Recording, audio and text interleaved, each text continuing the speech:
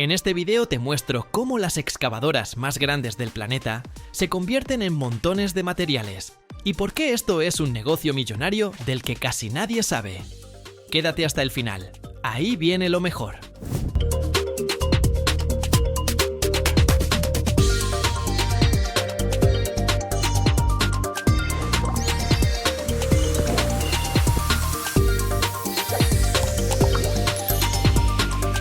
Lo primero que hay que entender es que estas excavadoras pesan hasta 6.000 toneladas.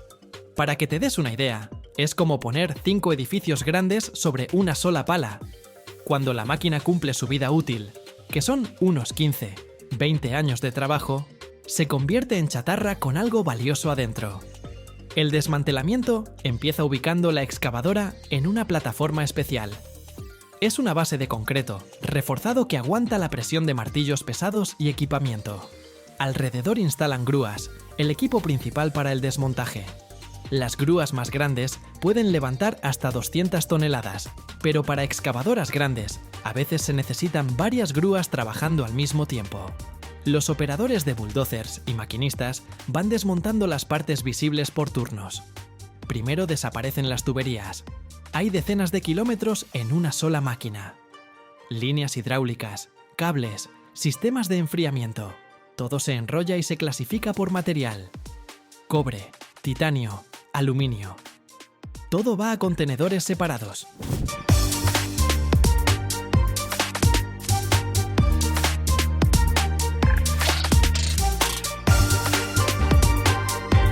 Después viene el motor. Es una cosa enorme, a veces pesa más de 200 toneladas. Las grúas lo sacan con cuidado de la máquina, y aquí se necesita precisión.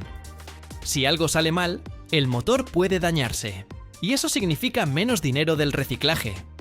El motor se desarma por separado, se drena el aceite, se desmontan los cilindros, se saca todo lo de adentro. La cabina del operador es un mundo aparte. Ahí se sentaba la persona que manejaba este monstruo. Adentro hay controles, pantallas, palancas hidráulicas.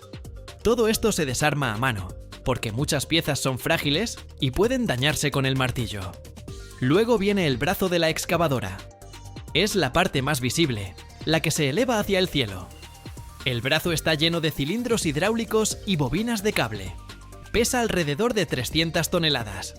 Las grúas desarman poco a poco esta estructura, cortando las uniones metálicas y sacando las secciones una por una. Es como armar un rompecabezas gigante al revés, pero sabiendo que cada pieza vale dinero.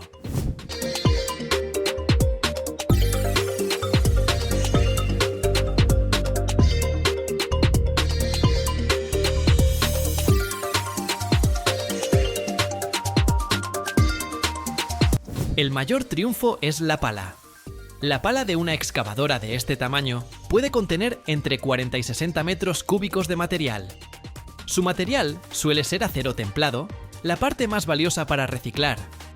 Algunas palas se desmontan con martillos ferroviarios, rompiéndolas en piezas manejables. Otras se cortan con sopletes de oxiacetileno, herramientas tan calientes que cortan el acero como si fuera mantequilla. Cuando las partes visibles están desmontadas, le toca el turno al chasis y al sistema de orugas. La oruga de la máquina pesa entre 400 y 500 toneladas, una estructura sólida formada por cientos de eslabones individuales. Los especialistas la desmontan eslabón por eslabón, separando ejes, rodillos y placas de metal. La última etapa es el desmontaje del sistema hidráulico. La hidráulica es como el sistema circulatorio de la excavadora. Cientos de metros de tuberías, válvulas, bombas y depósitos. Primero se drena todo el líquido en contenedores para eliminación, después se desmontan las tuberías y depósitos. Las tuberías de cobre que componen estos sistemas son material muy valioso.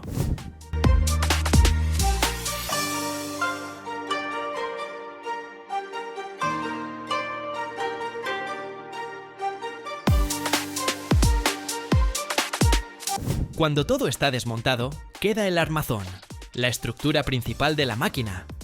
Es un esqueleto de metal macizo que pesa alrededor de 1.500 toneladas. Lo cortan en pedazos más grandes para facilitar el transporte y lo envían a reciclaje.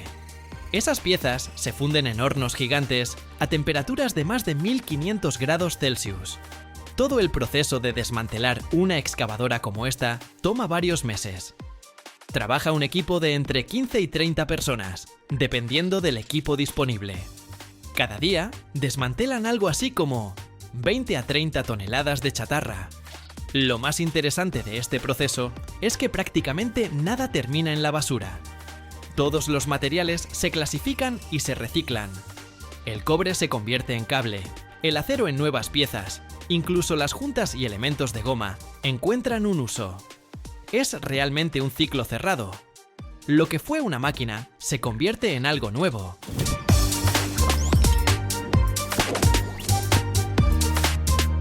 Algunas piezas se guardan como repuestos. Las fábricas compran con gusto partes originales para excavadoras más antiguas que todavía funcionan. Los cilindros hidráulicos, los motores, incluso tornillos y tuercas individuales tienen valor. Lo que para una máquina fue el final, para otra es un nuevo comienzo.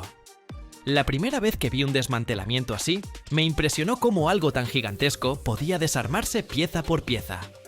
Una máquina que pesa tanto como 200 autos se transforma poco a poco en un montón de materiales.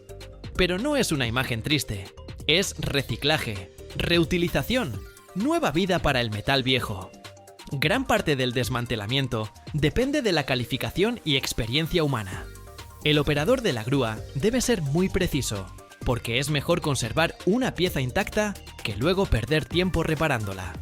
Los soldadores arman soportes temporales para desarmar componentes pesados de forma segura. Todos los movimientos están planificados y coordinados.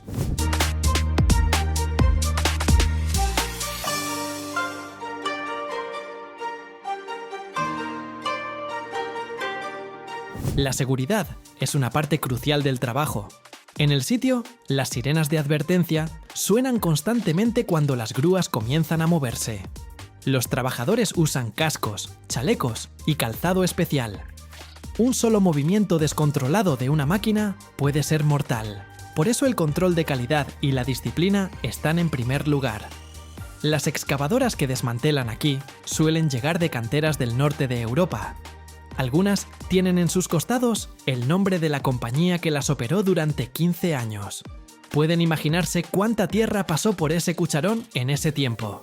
Millones de toneladas de roca, carbón o grava. Todo eso fue extraído por estas máquinas.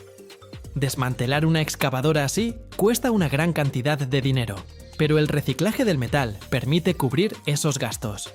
Gran parte del material tiene valor: acero, cobre, aluminio. Incluso los pesados componentes de hierro fundido tienen demanda en las plantas de procesamiento.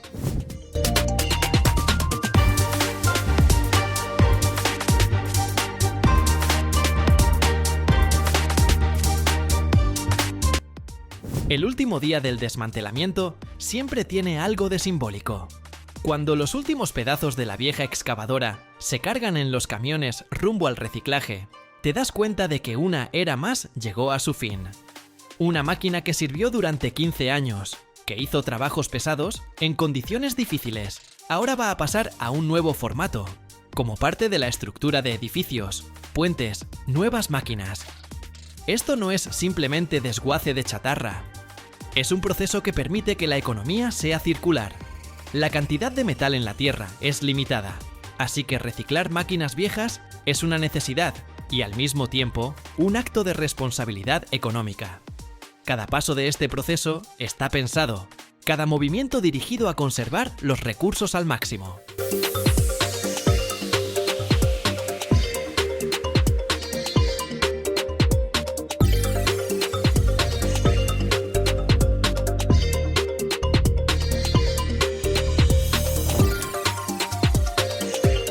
Hoy nos embarcaremos en un viaje a las enormes canteras a cielo abierto, valles montañosos creados por el hombre que impresionan por su escala y complejidad.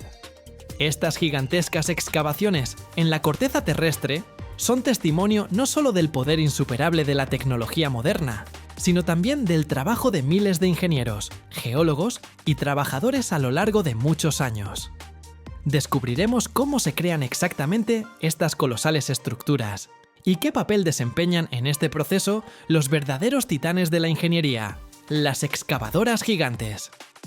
Prepárense para una historia de escala, precisión y una fuerza impresionante que cambia el paisaje de nuestro planeta.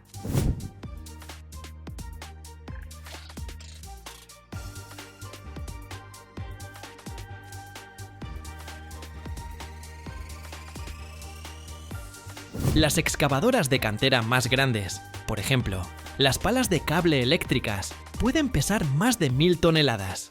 Algunos modelos de excavadoras de rueda de cangilones, utilizadas en Europa, alcanzan un peso de más de 13.000 toneladas, y son las máquinas terrestres más grandes del mundo. La creación de una cantera no es simplemente cavar un hoyo.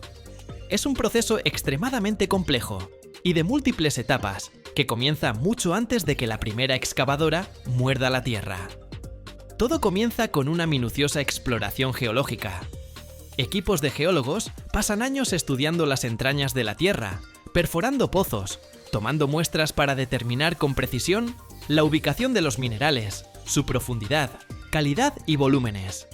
Es como una enorme historia de detectives, donde cada muestra de roca es una pista importante.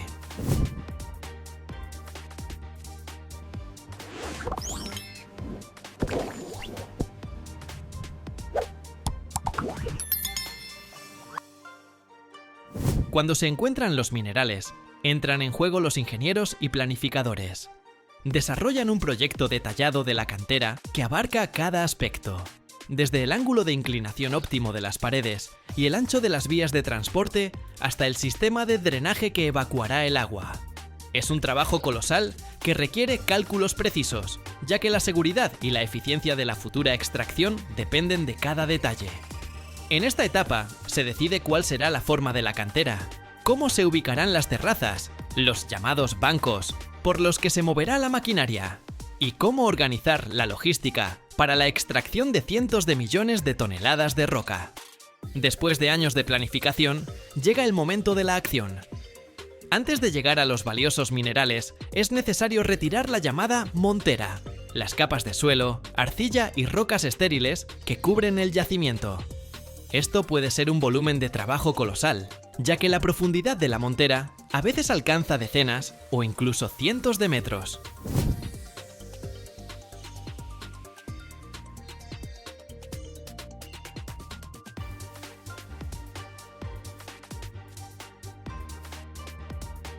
Es aquí donde entran en escena las excavadoras gigantes.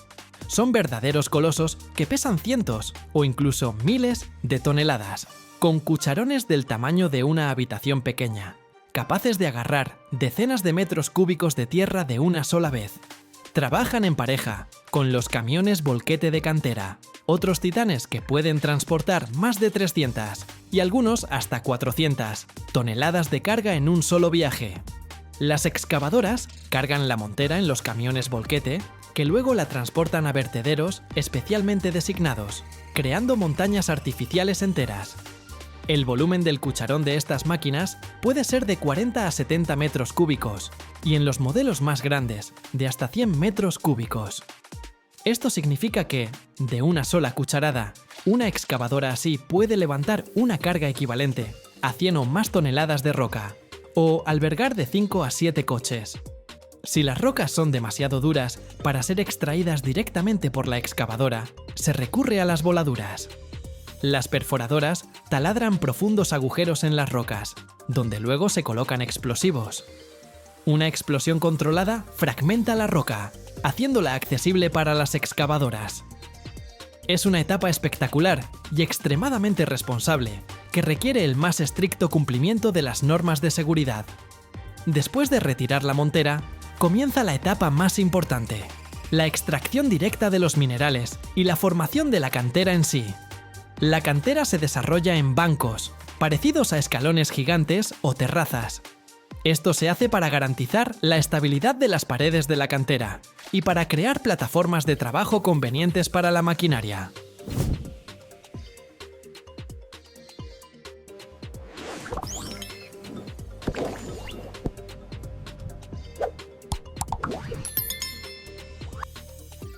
En cada banco trabaja su propia armada de excavadoras. Pueden ser tanto enormes excavadoras de cantera con accionamiento eléctrico, capaces de trabajar de forma continua durante meses, como excavadoras hidráulicas, que se distinguen por su alta maniobrabilidad y precisión. Muerden la roca, cargándola en los camiones volquete que esperan. Algunas excavadoras son tan grandes que incluso tienen que ser ensambladas directamente en el lugar de la extracción, en lugar de ser transportadas ya listas. Imagina el cucharón de una de estas máquinas. Puede contener un coche, o incluso varios. En una hora, un gigante así puede mover miles de metros cúbicos de roca. La cantera se profundiza por bancos, expandiéndose gradualmente. Se parece a una enorme espiral que desciende a las entrañas de la Tierra. Constantemente trabaja todo un ballet de máquinas. Las excavadoras cavan. Los camiones volquete transportan. Las topadoras nivelan las plataformas y las motoniveladoras mantienen las carreteras en buen estado. A veces, para rocas especialmente blandas o para trabajar en lugares de difícil acceso, se pueden utilizar excavadoras de rueda de cangilones, máquinas colosales, con una rueda giratoria equipada con muchos cangilones que muerden continuamente la roca y la descargan por una cinta transportadora. En una hora, una excavadora gigante puede mover de 4.000 a 10.000 metros cúbicos de roca. Imagina cuánto tiempo tardaría una persona normal con una pala para lograr ese resultado. Todo el proceso va acompañado de un control continuo. Los geólogos toman constantemente muestras de roca para asegurarse de que se está extrayendo exactamente lo que se necesita y que la calidad cumple con los requisitos. Los ingenieros supervisan la estabilidad de las laderas, el estado de las carreteras y la seguridad de los trabajos.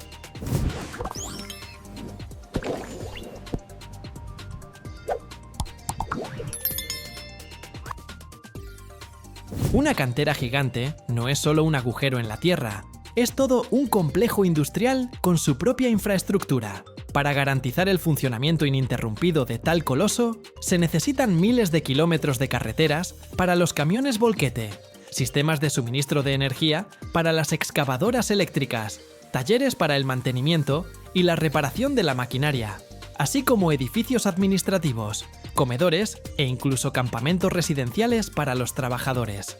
El drenaje del agua tiene una importancia especial. En muchas canteras funcionan constantemente potentes estaciones de bombeo que extraen las aguas subterráneas y de lluvia para garantizar la seguridad de la maquinaria y evitar inundaciones. Sin un sistema de drenaje eficaz, la cantera se convertiría rápidamente en un lago. El mineral extraído luego llega a las plantas de procesamiento, que a menudo se encuentran justo al lado de la cantera. Allí se tritura, se enriquece, se purifica, convirtiéndolo en un producto terminado que luego, en vagones de tren o camiones, se envía a los consumidores de todo el mundo. La vida de una cantera no es eterna. Cuando las reservas de minerales se agotan o la extracción se vuelve económicamente inviable, la cantera se cierra. Pero esto no significa que simplemente se abandone. Las normas modernas exigen la rehabilitación, la restauración de las tierras alteradas. Las antiguas canteras pueden convertirse en lagos, parques forestales, tierras agrícolas o incluso zonas recreativas. Es un proceso complejo y costoso, que es una parte importante de una minería responsable.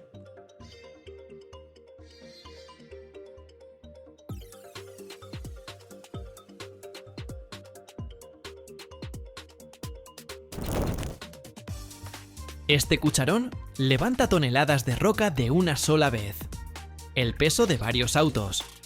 Se hunde en el granito duro como si fuera arena y trabaja 24 horas al día, 7 días a la semana, bajo un calor infernal y un frío brutal.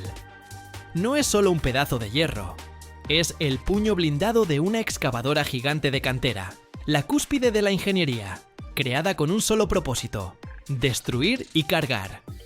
Hoy, amigos, vamos directo al corazón del infierno industrial, a la fábrica donde estas bestias indestructibles nacen de simples láminas de acero sin vida. Esta es la historia de cómo el fuego, la presión y una precisión increíble transforman el metal en una herramienta capaz de mover montañas.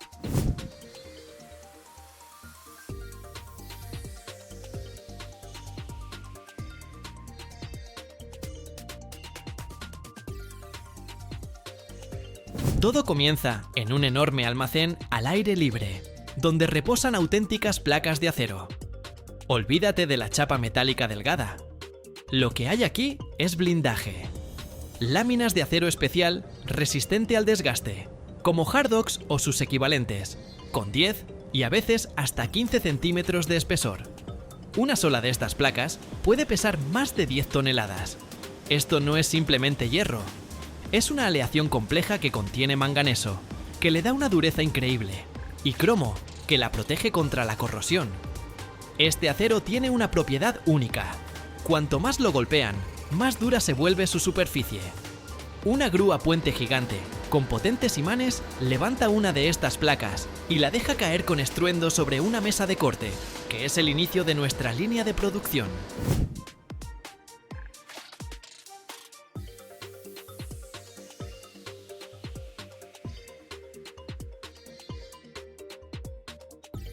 Y aquí comienza el primer espectáculo de fuego, el corte. Sobre la plancha se cierne un enorme portal, por el cual se desplaza con un silbido un cortador de plasma. En su interior, una boquilla de la cual brota a presión descomunal un chorro de gas ionizado, calentado a más de 20.000 grados centígrados. Es como un rayo domesticado. El chorro cegador penetra con facilidad el espesor de acero de 50 centímetros y comienza la danza. Controlado por computadora, recorta con precisión milimétrica de la plancha todas las piezas de la futura pala. Los laterales, llamados cachetes, la pared trasera curva, el fondo y el macizo filo delantero. El taller se llena de un rugido, olor a ozono y luz enceguecedora, mientras bajo el cortador brota una fuente de metal fundido que recuerda a los fuegos artificiales.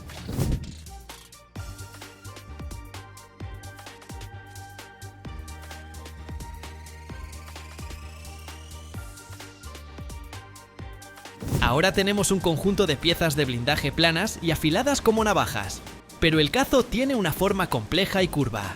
Llega el momento de demostrar fuerza pura y silenciosa. Las piezas planas van directo a la prensa hidráulica.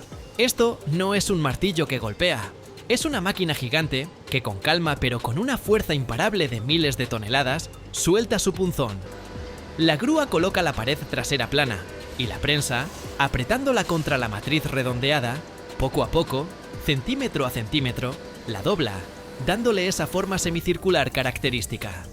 El metal no se rompe, gime, cruje, pero se rinde ante esta fuerza colosal, cambiando su forma para siempre.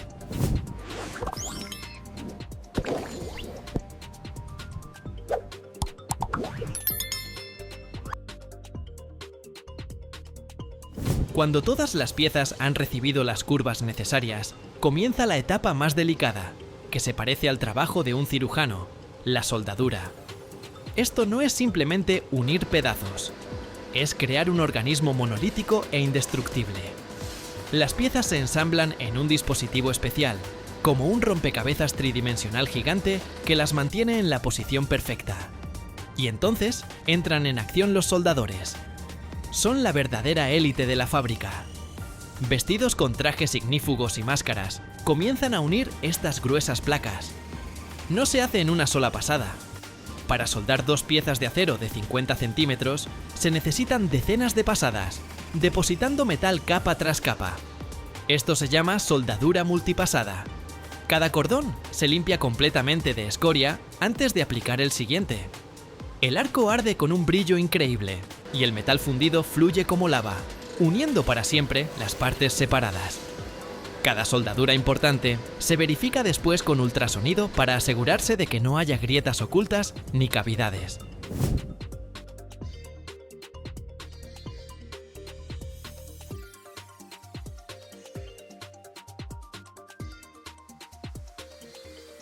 Pero la parte más importante de la cuchara son sus dientes.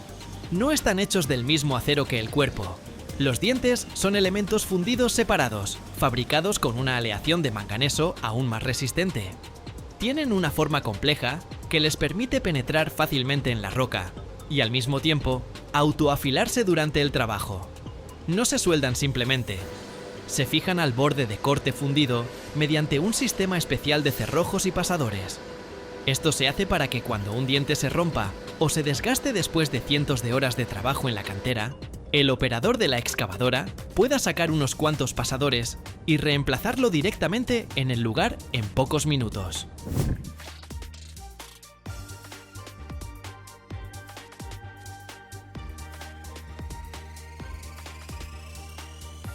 Cuando el cuerpo principal está ensamblado, comienzan a agregarle blindaje adicional. Este proceso transforma un simple cucharón resistente en un verdadero tanque. A las paredes laterales, las mejillas, se sueldan placas protectoras adicionales. El fondo, que es el más grande, se refuerza con franjas especiales resistentes al desgaste llamadas talones. Todas las zonas críticas se cubren con capas adicionales de blindaje. Esto hace que el cucharón sea aún más pesado, pero también varias veces más duradero. Después de toda esta soldadura, nuestro cucharón es una sola pieza, pero en su interior, como en un trabajador cansado, se han acumulado enormes tensiones internas. Si se deja así, podría agrietarse con un golpe fuerte. Por eso le espera un procedimiento final de spa, el revenido. Una grúa gigante levanta cuidadosamente todo el cucharón de varias toneladas y lo coloca dentro de un horno enorme. Las puertas se cierran y la temperatura en el sur aumenta lentamente hasta aproximadamente 600 grados Celsius. El cucharón descansa en este calor durante varias horas. Este proceso permite que la estructura cristalina del metal se relaje y libere todas las tensiones, haciendo que toda la estructura sea más fuerte y resistente a los impactos.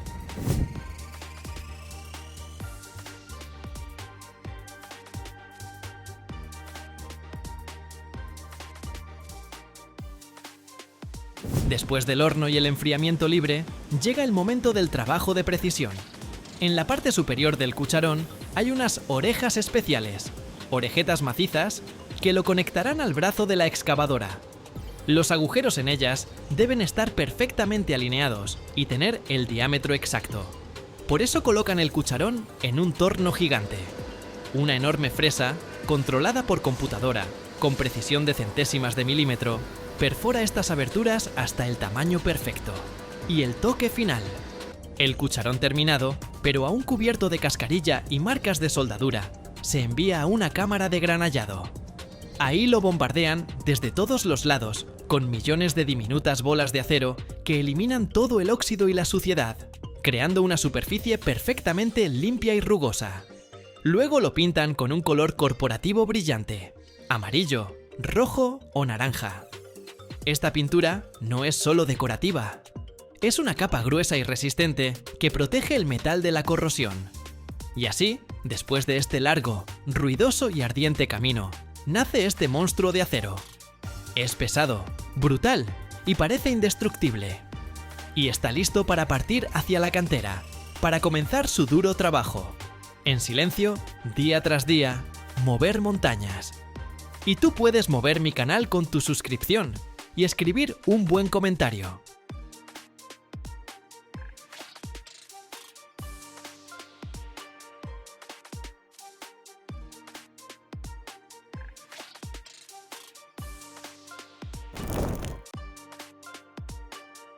Cada año se fabrican miles de máquinas gigantes, capaces de transportar cientos de toneladas de carga. Pero muy pocos se preguntan qué se esconde dentro de estos monstruos. Imaginen, piezas que pesan decenas de toneladas, temperaturas como las de un volcán y presión capaz de aplastar cualquier cosa. Pero hay algo de lo que casi nadie habla. Y es justamente eso lo que decide si esta máquina resistirá o se convertirá en una catástrofe. Hoy vamos a entrar donde nace la fuerza que mantiene en movimiento a estos gigantes de 600 toneladas. Y créanme, lo que verán a continuación cambiará para siempre su idea de lo que es la ingeniería. Quédense hasta el final, porque lo más sorprendente está escondido donde jamás lo esperarían.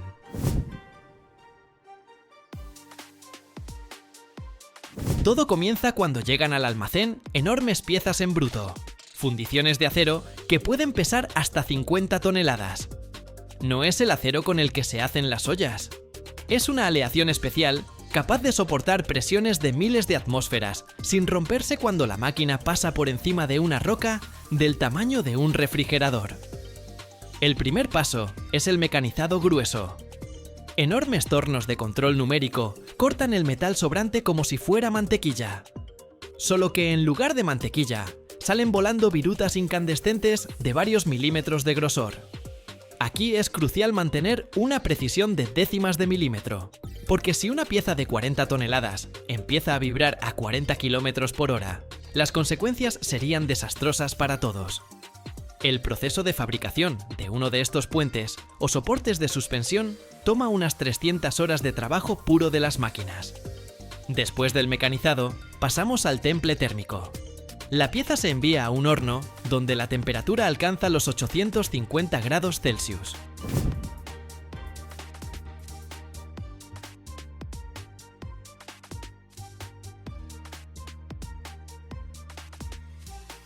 Se calienta hasta un rojo brillante y parece un artefacto de la fragua de antiguos gigantes. Luego se enfría bruscamente en un baño especial de aceite de 20.000 litros. Esto hace que el metal sea increíblemente resistente por fuera, pero lo mantiene lo suficientemente flexible por dentro para que no se desintegre bajo los golpes durante el trabajo. Después viene lo más interesante, el ensamblaje del sistema hidráulico. Estas máquinas no tienen resortes convencionales, porque ningún resorte en el mundo podría soportar semejante masa. En su lugar, usan cilindros de nitrógeno y aceite. En uno de estos amortiguadores se vierten unos 150 litros de aceite hidráulico especial y se inyecta nitrógeno a una presión de 200 bar. Esto permite que la máquina literalmente flote sobre el camino, aunque la palabra camino en una cantera es una gran exageración. Parece una jeringa gigante de 3 metros de largo y 60 centímetros de diámetro. Cuando algo así se activa sobre una irregularidad, absorbe energía suficiente como para lanzar un auto de pasajeros hasta un 5.º piso.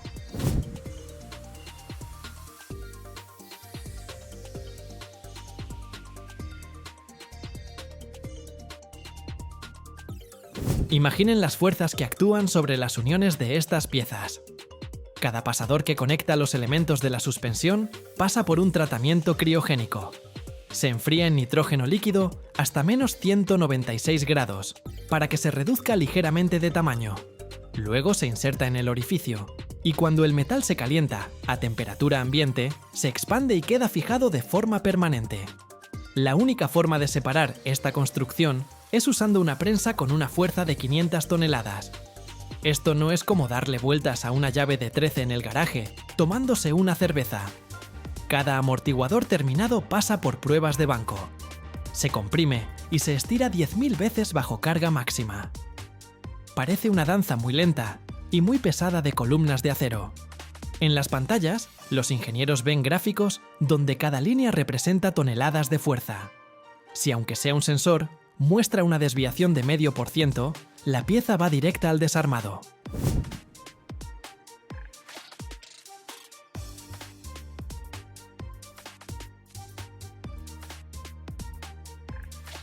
La seguridad aquí es lo primero, porque cuando la masa total del camión volquete alcanza las 630 toneladas con la carga incluida, una falla en la suspensión puede provocar un verdadero terremoto a escala local. Ahora mismo estamos parados junto a un eje trasero ya terminado. Su ancho es de unos 9 metros, como 3 carriles normales de autopista. El peso de solo este componente, sin las ruedas, es de 60 toneladas. Para transportarlo hasta el lugar de ensamblaje del volquete, se necesita una plataforma especial y escolta policial. Y ahora súmenle las ruedas. Cada una pesa 5 toneladas y mide 4 metros de alto. Toda esta estructura tiene que funcionar sin parar, 20 horas al día, bajo condiciones de polvo, calor de hasta 40 grados o frío de menos 30. Uno de estos camiones, volquete de 400 toneladas, consume unos 170 litros de combustible por hora. Piénsenlo bien, cada minuto desaparecen 3 litros de diésel en sus cilindros. En un parpadeo se fue 1 litro. Y ahora hablemos del calzado.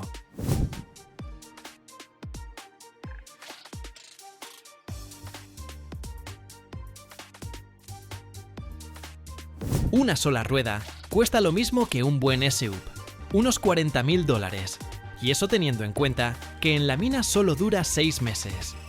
Es como si te compraras zapatillas nuevas al precio de un apartamento cada 2 semanas. Y si este monstruo acelera hasta 64 km por hora, necesitará 200 metros para frenar. Eso es 2 campos de fútbol de pura adrenalina y humo de frenos. Y ahora, zoom brusco al mundo donde reinan los nanómetros. ¿Recuerdan esas obleas con procesadores? Bueno, en un área de 1 milímetro cuadrado, menos que la uña de tu meñique, logramos colocar más de 100 millones de transistores. Es como si tomáramos a toda la población de China y la obligáramos a vivir en una estampilla postal. Y las señales eléctricas allí viajan al 30% de la velocidad de la luz.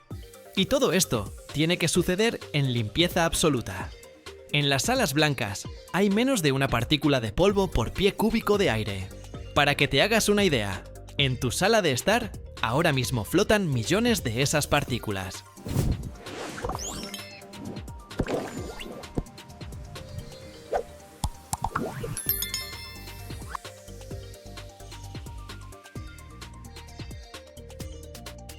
Resulta que una fábrica de procesadores es el lugar más limpio del planeta, incluso más limpio que el espacio abierto.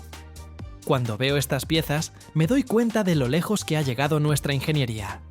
Hemos aprendido a dominar fuerzas que antes solo podíamos leer en libros. Es una enorme responsabilidad y el trabajo increíble de miles de personas. Solo piensen en esto. Cada 20 minutos, este monstruo se acerca a la excavadora, recibe 70 metros cúbicos de material en su caja y lo transporta cuesta arriba por las empinadas laderas de la cantera. Y todo esto se sostiene sobre estos soportes metálicos que vimos hoy. Espero que les haya resultado tan fascinante ver este infierno de acero como a mí. No son solo piezas de metal, es la combinación perfecta de potencia y precisión. Fue genial ver cómo algo tan masivo se crea con tanta meticulosidad. Más adelante nos esperan objetos aún más impresionantes, así que no cambien de canal. Todavía quedan muchas máquinas increíbles y secretos industriales por descubrir. Nos vemos en el próximo sitio, donde sin duda encontraremos algo que los dejará con la boca abierta.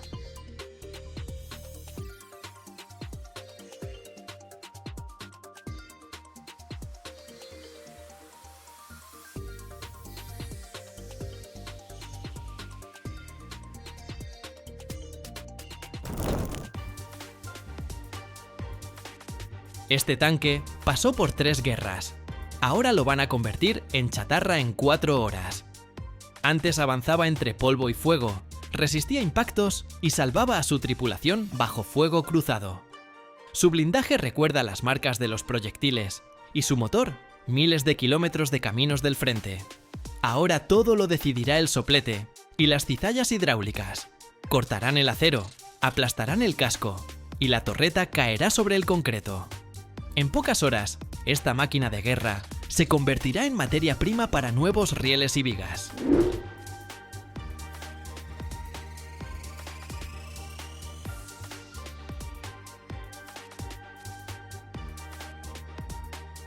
La primera etapa es el desmontaje completo del armamento y todos los componentes complejos de la máquina.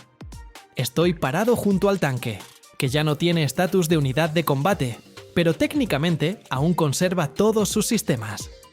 Primero, el equipo trabaja con la torreta. Con grúas y elevadores hidráulicos retiran el cañón junto con la cuna y parte de los mecanismos de retroceso. Cada perno y fijación se desatornilla bajo control, porque los componentes son masivos y están bajo tensión. Luego desmontan los módulos de ametralladoras, estabilizadores y sistemas de puntería. Todo se empaca por separado, se marca y se envía a áreas especializadas. Después del armamento pasan a la electrónica. Abren los paneles internos, retiran unidades de comunicación, sistemas de control de fuego, módulos computacionales, equipos ópticos. Los tendidos de cables se cortan cuidadosamente en secciones para no dañar conectores ni causar cortocircuitos. Adentro pueden quedar elementos cargados, así que antes de retirarlos, todo se verifica con instrumentos de medición.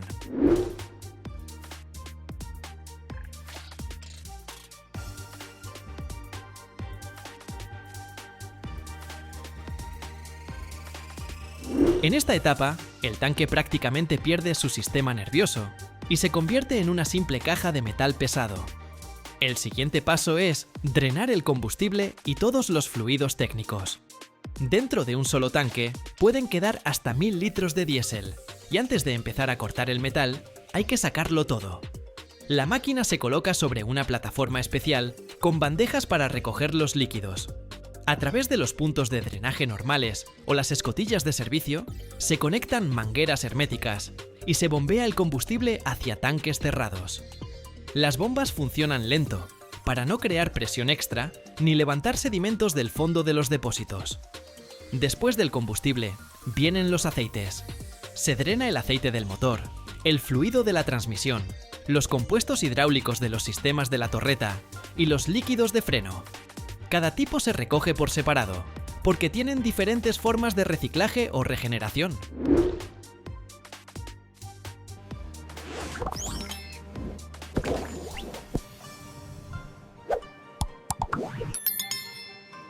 Se presta especial atención a los sellos y juntas para que ni una sola gota caiga al suelo del taller. Solo cuando el sistema está completamente seco y verificado, el casco se considera seguro para el corte mecánico posterior. Ahora comienza la etapa más espectacular, el corte del blindaje con sopletes de gas y plasma. Frente a mí, un casco de varios centímetros de acero, diseñado para resistir impactos directos. No hay sierra común que pueda con esto. Primero, los operarios marcan las líneas de corte para dividir la máquina en secciones convenientes para el transporte y la fundición posterior. Luego entran en acción los sopletes de oxígeno propano u oxígeno acetileno. La llama calienta el metal a más de 1000 grados y entonces el chorro de oxígeno literalmente devora el acero a lo largo de la línea marcada.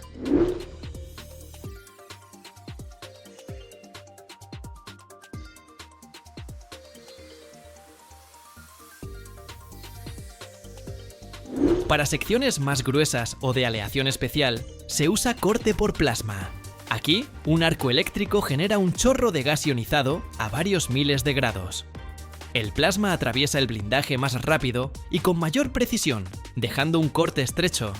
Las chispas vuelan varios metros, por eso hay pantallas protectoras alrededor. Poco a poco, el tanque pierde su integridad. La torreta se separa, los costados se descomponen en segmentos, y la máquina de guerra se convierte en fragmentos de metal listos para la siguiente etapa de reciclaje. Después del corte, los fragmentos del casco llegan a una prensa gigante. Estoy junto a una máquina que pesa decenas de toneladas y genera una fuerza de compresión de varios miles de toneladas. Las secciones de blindaje, que hace poco eran parte de un tanque completo, entran una por una a la cámara. Los cilindros hidráulicos se cierran lentamente y las gruesas placas de acero comienzan a deformarse, crujir por las costuras y plegarse hacia adentro.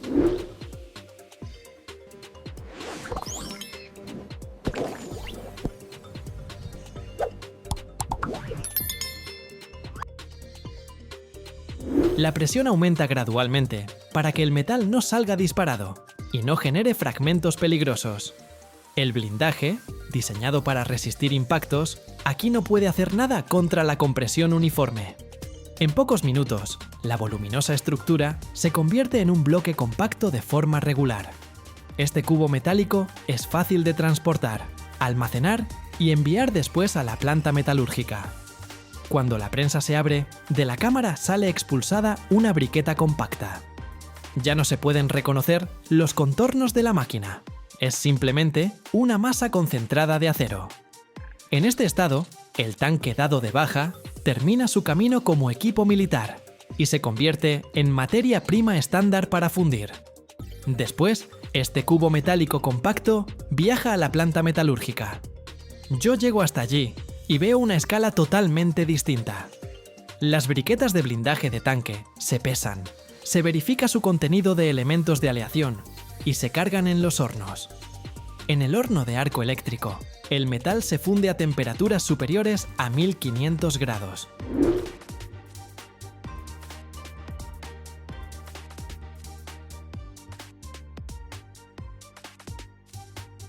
La antigua armadura que resistía impactos y cargas, pasa a estado líquido y se mezcla con otra chatarra. Los químicos ajustan la composición, añadiendo la cantidad necesaria de carbono u otros elementos para obtener acero con las características deseadas. Después de limpiar la escoria, el metal fundido se envía a la máquina de colada continua. Allí se forman piezas en bruto, planchones rectangulares largos o palanquillas cuadradas. Se enfrían lentamente, pasan por rodillos y se cortan en segmentos de la longitud necesaria. Luego, estas piezas llegan al laminador. Bajo la presión de los cilindros, el metal se estira y adquiere una nueva forma. Si es para rieles, la pieza pasa por calibradores especiales que forman el perfil característico con cabeza, cuello y base. El acero al rojo vivo se extiende por decenas de metros y en apenas unos minutos, frente a mí, yace el futuro riel para el ferrocarril.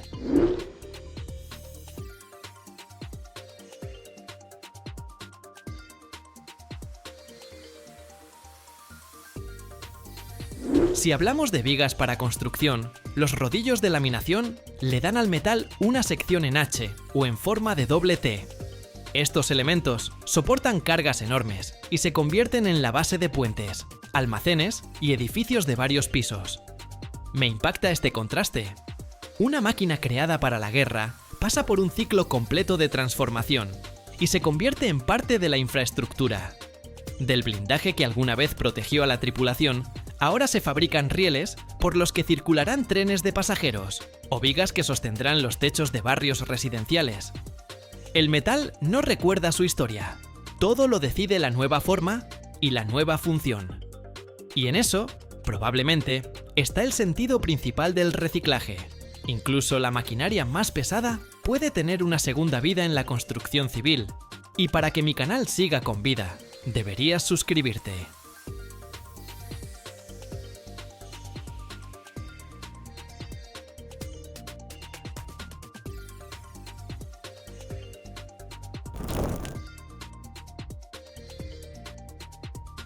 Cada año, en el mundo, más de 40 millones de coches salen de circulación.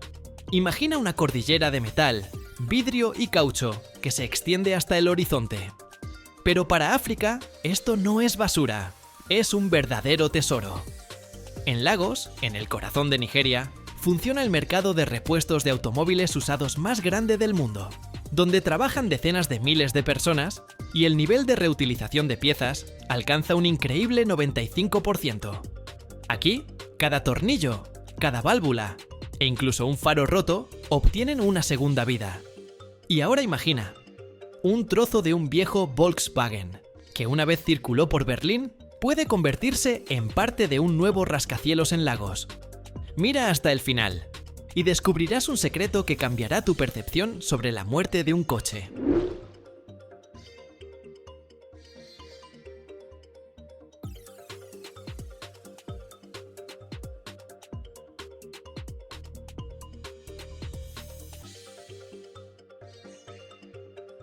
Todo comienza en el caos de un puerto o en las afueras de una ciudad gigante como Lagos. Un campo enorme e interminable que se extiende hasta el horizonte, cubierto no con montañas, sino con cordilleras enteras de coches muertos. Es un cementerio y al mismo tiempo una maternidad. Aquí descansan europeos cansados, viejos Peugeot y Volkswagen que una vez circularon por las carreteras perfectas de Alemania. Y junto a ellos, resistentes japoneses, Toyotas y Nissans, que han sobrevivido más de una temporada de lluvias. El aire aquí es denso y pesado, huele a aceite viejo, a metal calentado por el sol y a goma quemada. Y sobre todo esto, un zumbido incesante, el chirrido del metal, el tintineo de un martillo, el siseo de las máquinas de soldar. No es una fábrica, es un organismo vivo. Y a este organismo llega un nuevo paciente, un viejo y maltratado Toyota Corolla. Su viaje por las carreteras del mundo ha terminado. Comienza su viaje por piezas.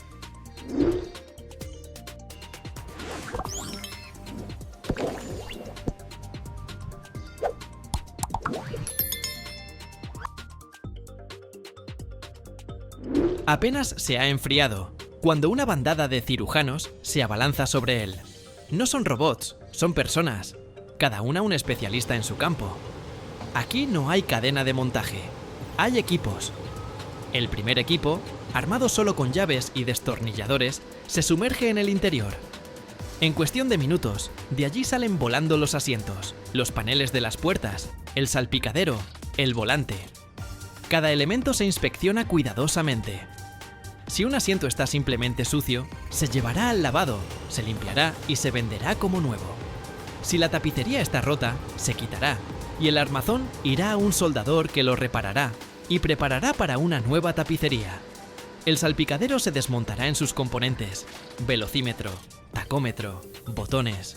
Todo esto son artículos valiosos por separado. Mientras el primer equipo desguaza el interior, el segundo ya ha abierto el capó. Son los cardiocirujanos. Su objetivo: el corazón del coche, el motor y la caja de cambios. Con una velocidad y coordinación increíbles, desconectan todas las mangueras, cables y soportes.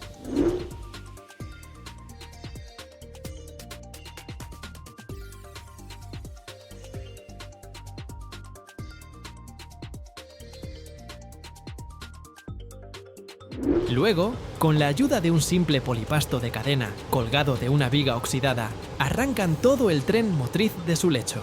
El motor no se envía a la fundición. ¡Oh, no! Es el tesoro más valioso. Se llevará a un taller donde se desmontará por completo, hasta el último tornillo. Cada pieza, pistones, válvulas, cigüeñal, se lavará a fondo con gasolina y se comprobará su desgaste. Si una pieza está en buen estado, irá a un banco de órganos para reparar otros motores.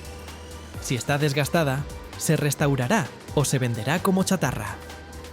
Con varios de estos motores muertos, un genio mecánico local puede ensamblar uno que funcionará durante otros 10 años. Mientras tanto, junto a nuestro Toyota, ya trabaja el tercer equipo, los cosmetólogos. Quitan los paneles de la carrocería, puertas, aletas, capó, parachoques. Cada pieza se evalúa. Si una puerta está intacta, simplemente se venderá. Si tiene una abolladura, no es un problema.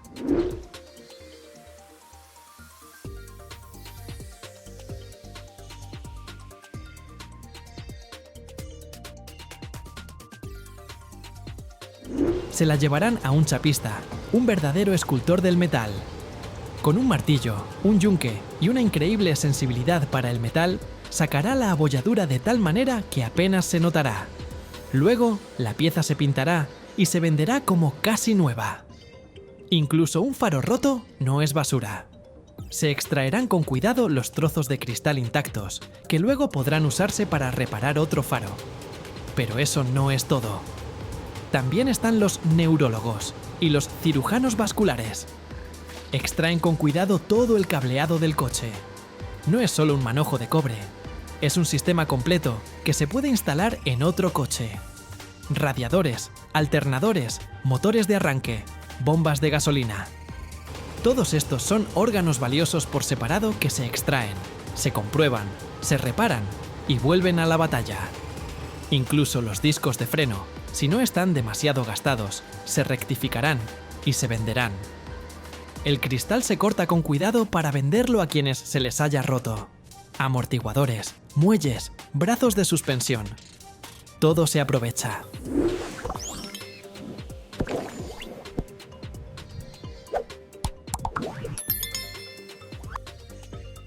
Y así, después de unas horas, en el lugar donde estaba el coche, solo queda un esqueleto desnudo y destrozado. Una carrocería sin puertas, sin ruedas, sin entrañas. Parecería que esto ya es el final. Pero no. Llega el momento de los carniceros finales. Armados con sopletes de acetileno, como demonios, se lanzan sobre este esqueleto. Con un siseo y deslumbrantes haces de chispas que huelen a pintura quemada, lo cortan en trozos de un tamaño conveniente para el transporte. Y estos trozos de metal, la antigua carrocería, emprenden su último viaje. A una acería local, a menudo improvisada. Allí, en hornos artesanales, donde la temperatura supera los 1000 grados Celsius, este metal se vuelve a fundir. El acero líquido e incandescente se vierte en simples moldes de arena, y de él nacen cosas nuevas y sencillas. Barras de refuerzo para la construcción, tapas de alcantarilla, herramientas agrícolas simples o incluso ollas de cocina.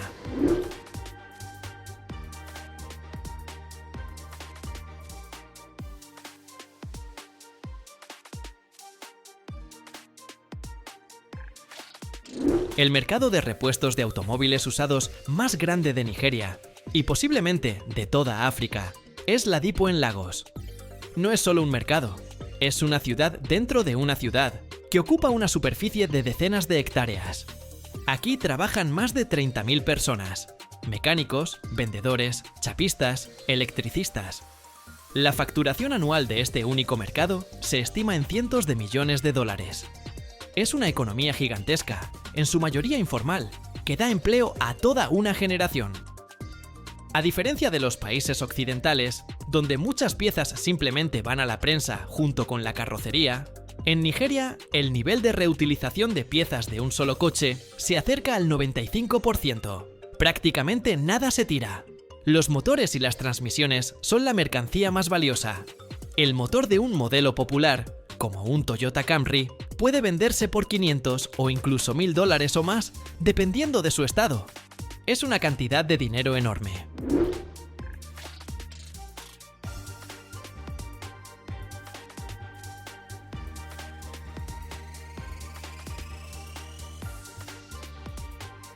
Los paneles de la carrocería, puertas, aletas, capós, son el pan de cada día para miles de pequeños talleres. Faros, espejos, botones del interior, emblemas. Todo tiene su precio. Incluso los viejos asientos de coche no se desperdician. A menudo se reparan y se utilizan como muebles en casas y cafés. Y, por último, lo que queda. Después de haber quitado del coche absolutamente todo lo que se puede vender, queda la carrocería desnuda. Su peso representa aproximadamente el 30% del peso inicial del vehículo. E incluso este resto no se desperdicia. En Nigeria operan numerosas pequeñas acerías, a menudo artesanales, que refunde esta chatarra. Anualmente, procesan cientos de miles de toneladas de este metal, convirtiéndolo en barras de refuerzo para la construcción local. Esto significa que un rascacielos que se construye hoy en Lagos bien podría contener un trozo de un Volkswagen, que una vez circuló por las calles de Berlín.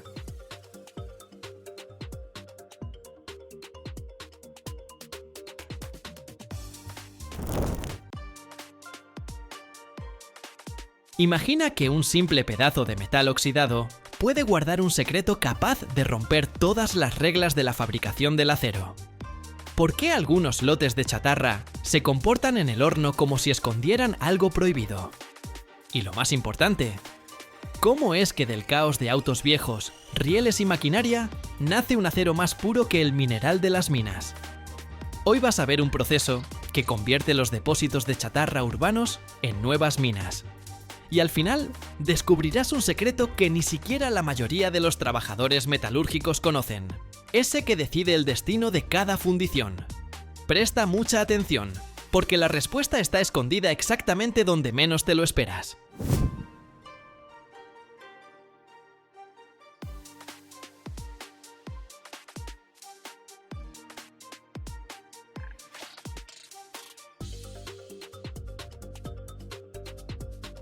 La recolección de chatarra es la parte invisible de la industria del acero, sin la cual los hornos de arco eléctrico no podrían funcionar. Para que llegue a los hornos una carga más o menos homogénea, alguien tiene que clasificar previamente miles de toneladas de autos viejos, maquinaria y metal de construcción. La cadena comienza en los centros de acopio. Allí llega chatarra doméstica, recortes de almacenes de metal y estructuras desmontadas. A la entrada se pesa, se verifica con documentos y comienza la clasificación por tipos: acero aparte, hierro fundido, metales no ferrosos, acero inoxidable, aleaciones especiales. Un centro moderno de recolección de chatarra es casi una mini planta. Los elementos grandes, vigas, bastidores, carrocerías, se cortan con sopletes de gas o plasma para reducirlos a tamaños que quepan en la cesta del horno de arco eléctrico.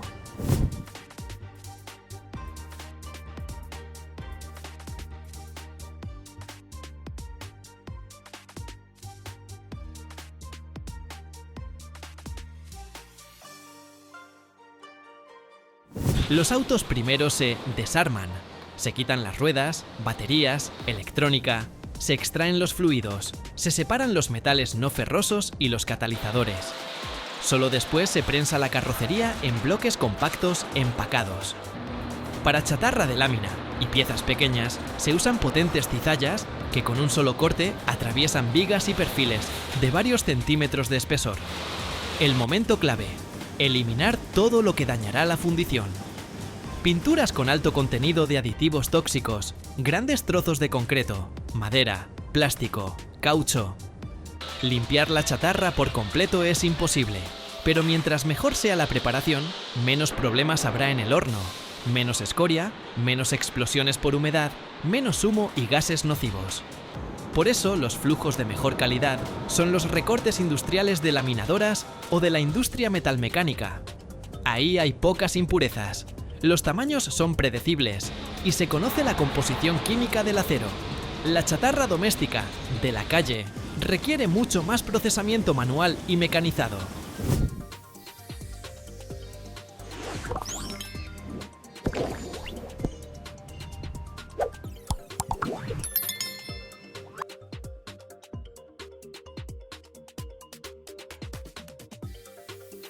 Después del corte y limpieza inicial, entran en acción los imanes y separadores. Enormes electroimanes, montados en brazos de grúa, recolectan el metal ferroso de la masa general de residuos, mientras que los separadores de tambor filtran la viruta de acero fina. Los metales no ferrosos se separan aparte. Eso es otra cadena de negocio. La chatarra de acero se agrupa en categorías: bajo carbono, alto carbono, aleado, inoxidable, etc. Para las acerías eléctricas es crucial que en el lote no aparezcan piezas equivocadas. Por ejemplo, acero altamente aleado, donde planean fundir simple varilla corrugada. Por eso, los grandes productores suelen trabajar con proveedores fijos y exigen estrictos requisitos de etiquetado y análisis. La chatarra preparada se comprime en paquetes densos o se carga en grandes contenedores tipo canastas, que luego la grúa alimenta directamente al horno.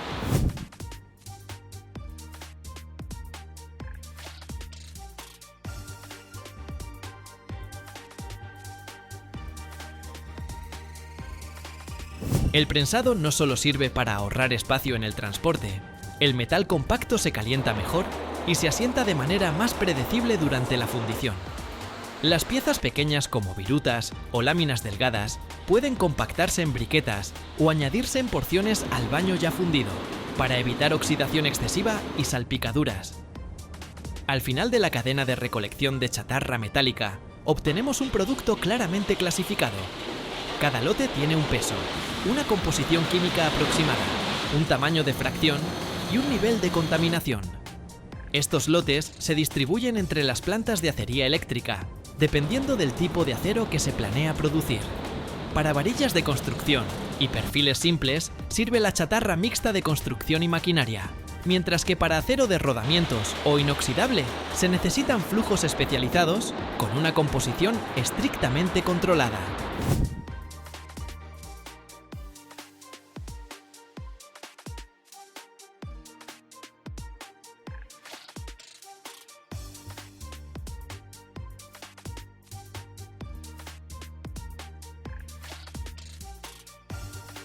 Al final, la recolección de chatarra se convierte en una verdadera industria minera urbana.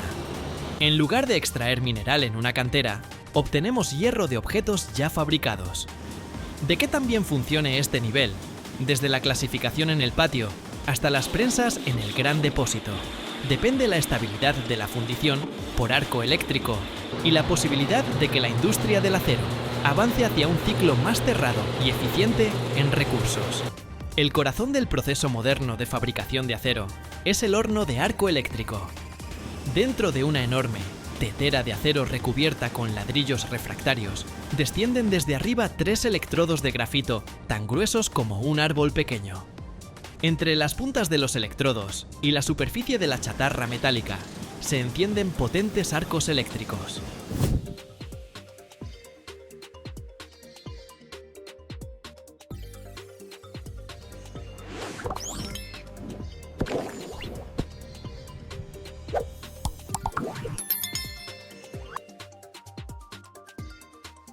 La temperatura en la zona del arco puede superar los 3500 grados Celsius, por lo que la chatarra de acero se funde muy rápido.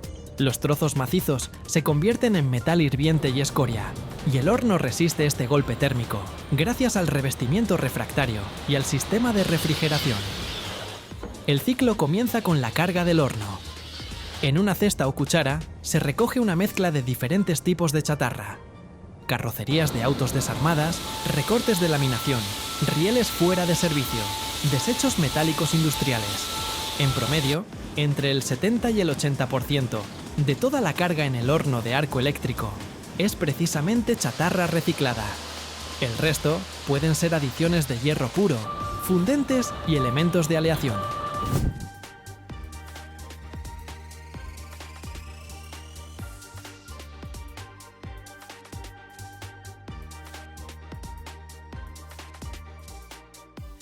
Esta proporción hace que la ruta del horno de arco eléctrico sea mucho más ecológica que la del alto horno. Se necesita menos mineral de hierro y coque. Las emisiones totales de carbono por tonelada de acero son menores y una enorme cantidad de chatarra metálica vuelve a circular en lugar de oxidarse en los vertederos. Después de cargar, la tapa del horno desciende, los electrodos pasan por las aberturas y se acercan a la parte superior de la carga.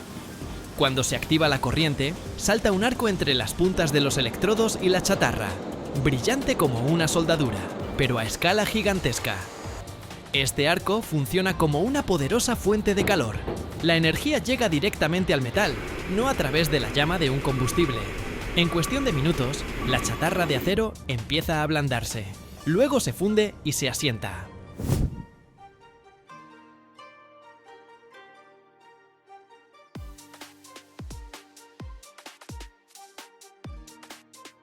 El operador regula la potencia, la longitud del arco y la posición de los electrodos para que la fusión sea uniforme y no cause demasiadas salpicaduras. Cuando la mayor parte de la carga se ha fundido, comienza el ajuste de la composición química. Se añade caliza y otros fundentes al horno. Forman una escoria que extrae el azufre y el fósforo del metal. Si es necesario, se inyecta oxígeno a través de lanzas especiales. Quema el carbono disuelto en el metal y los restos de impurezas no deseadas, calentando aún más el baño. Al mismo tiempo, se introducen aditivos de aleación por las ventanas superiores o laterales. Ferroaleaciones con manganeso, cromo, níquel, vanadio. Así, del chatarra heterogénea, se forma un acero de la clase deseada.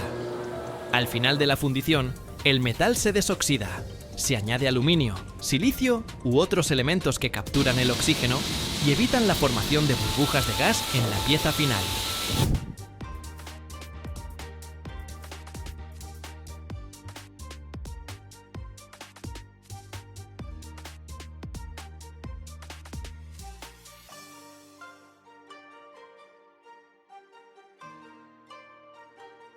Un horno eléctrico de arco moderno, con capacidad de unas 100 toneladas, puede transformar en pocas horas una montaña de carrocerías viejas en un cucharón nivelado de acero líquido. Un ciclo de fundición suele durar entre 40 y 60 minutos para un horno precalentado. Carga, fusión, ajuste de composición, colada. La productividad de estos equipos es impresionante. En un día, una planta con varios hornos puede producir miles de toneladas de metal. Además, la energía del proceso se vuelve cada vez más limpia. La proporción de electricidad de fuentes renovables aumenta, por lo que la huella de carbono por tonelada de acero se reduce aún más en comparación con el esquema tradicional de alto horno. Cuando el análisis de las muestras del fundido confirma la composición y temperatura requeridas, llega el momento de la colada.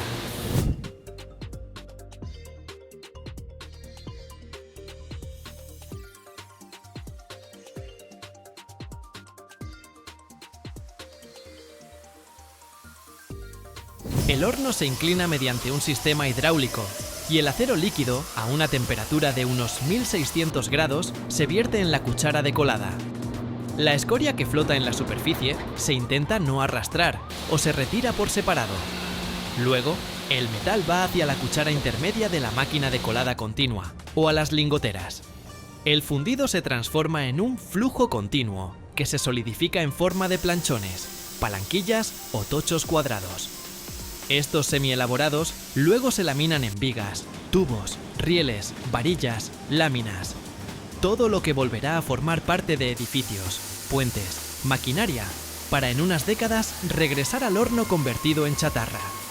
La calidad del acero obtenido a partir de chatarra metálica es comparable con la producción de los altos hornos y convertidores.